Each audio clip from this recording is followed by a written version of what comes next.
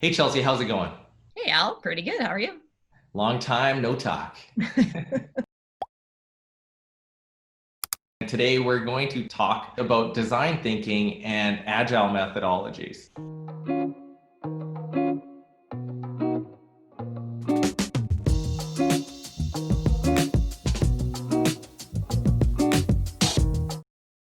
So you kind of have this hybrid knowledge of agile from your role as a PO and a design thinking facilitator. So how would you kind of describe this to somebody, the difference between agile or similarities between them? I mean, I know there are agile purists out there, and so I certainly don't want to misrepresent agile, but I think there are a lot of similarities between design thinking and agile. They're both meant to be really collaborative, really user focused, and they're both meant to be really flexible. And I think they both allow for continual learning and iterating so you can make those incremental improvements based on what you learn. There's a misconception that they're supposed to be a really strict process, but in reality, they're both supposed to be really flexible and adaptable and open to change. Is design thinking like the precursor in the process to agile? When we think of agile, we're usually talking about software development and software processes, whereas I think design thinking tends to take a broader look, a more complete user journey. So what are they doing before they ever get to your interface?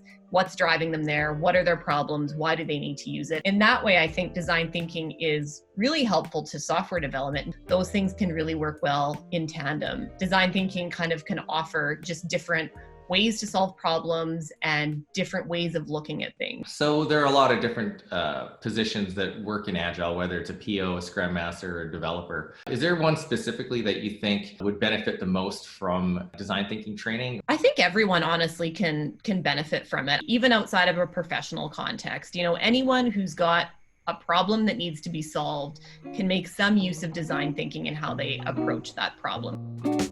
So now you heard the differences and similarities between design thinking and Agile. Is that a new shirt?